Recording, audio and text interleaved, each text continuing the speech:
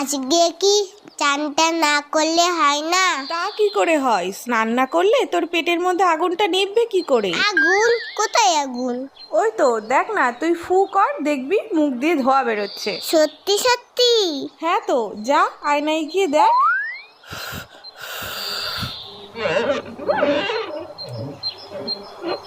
ওরে বাবা রে, পেটে আগুন ধরে গেল তো।